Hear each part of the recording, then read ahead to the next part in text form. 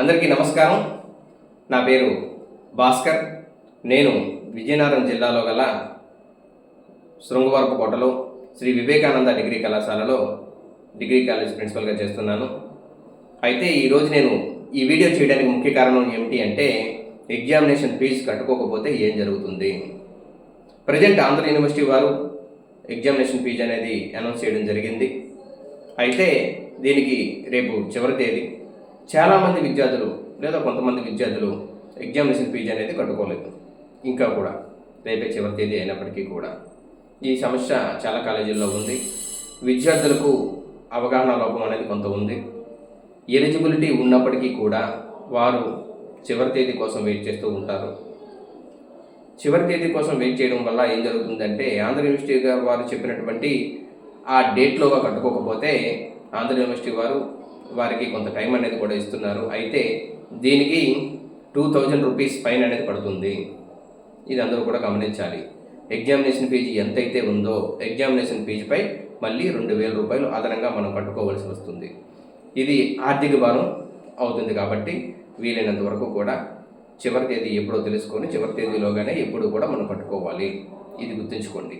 అలానే కొంతమంది వారి ప్రాబ్లమ్స్ వల్ల ఎలిజిబిలిటీ ఉన్నప్పటికీ కూడా, ఎగ్జామినేషన్ ఫీజు కట్టుకోవడానికి ఎలిజిబిలిటీ ఉన్నప్పటికీ కూడా వారు ఏం చేస్తూ ఉంటారంటే, ఈ సెమిస్టర్లో నేను ఎగ్జామ్స్ రాయను కాబట్టి ఎగ్జామినేషన్ ఫీజు కట్టుకోను. వారికి ఆరోగ్యపరం కారణం ఉండొచ్చు, లేదా మ్యారేజెస్ అయిపోయినా ఉండొచ్చు, లేకపోతే ఇంకేదైనా కారణం ద్వారా అయినా వాళ్ళు సెమిస్టర్ ఎగ్జామినేషన్స్ రాయడానికి అవ్వకపోయిన ఎడల వారు ఎగ్జామ్ ఫీజు కట్టుకోని అవసరం లేదు అనుకుంటున్నారు. కానీ ఇది తప్పు. ఎగ్జామినేషన్ ఫీజు అనేది ఖచ్చితంగా పే చేసుకోవాలి.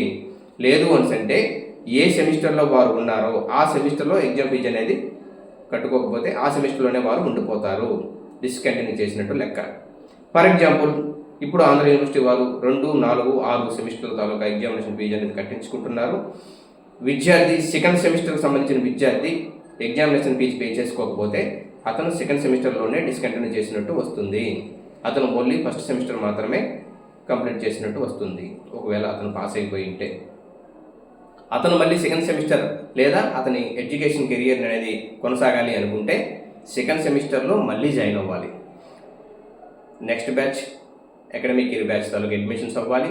అడ్మిషన్స్ అయిన తర్వాత వాళ్ళు ఎగ్జామినేషన్ ఫీజు పే చేసుకొని ఎగ్జామ్స్ ఫస్ట్ సెమిస్టర్ వాళ్ళు రాసిన తర్వాత, వారి జూనియర్స్ ఎవరైతే ఉన్నారో వారు రాసిన తర్వాత వారు సెకండ్ సెమిస్టర్కి వస్తున్నప్పుడు ఆంధ్ర యూనివర్సిటీ వారు ఆన్ టీసీ లేదా రీఅడ్మిషన్ అనే నోటిఫికేషన్ అనేది ఇవ్వడం జరుగుతుంది.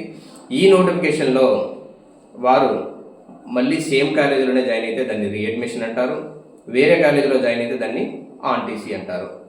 సేమ్ కాలేజీలో జాయిన్ అవ్వాలి అనుకుంటే రీఅడ్మిషన్ ప్రొఫార్మా అనేది పిలిచేసి వారు ఇంతకుముందు చదివినటువంటి మెమోస్ను, ఫస్ట్ సెమిస్టర్ మెమోస్ అయితే ఫస్ట్ సెమిస్టర్ మెమోస్ తీసుకొని వచ్చి డిస్కంటిన్యూ అయిపోయినటువంటి టీసీని, అలానే ఆధార్ కార్డు జెరాక్స్ను, రిమైనింగ్ 10th ఇంటర్మీడియట్ జెరాక్స్లను కూడా దానికి జోడించి యూనివర్సిటీలో సబ్మిట్ చేయాలి.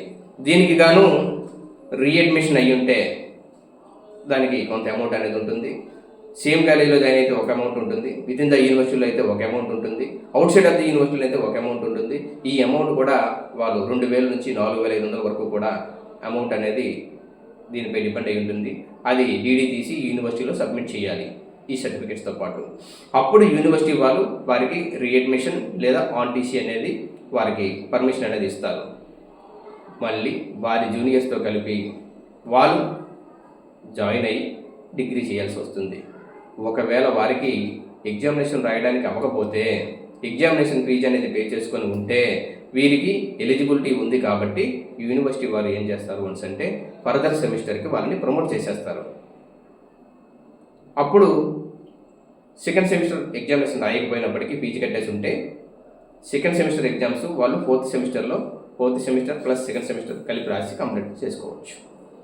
1, 3, 5 సెమిస్టర్లు, 2, 4, 6 సెమిస్టర్లలో ఈ విధంగా కంప్లీట్ చేసుకుంటే వారి ఎడ్యుకేషన్ కెరీర్ అనేది స్టాప్ అయిపోకుండా ఉంటుంది.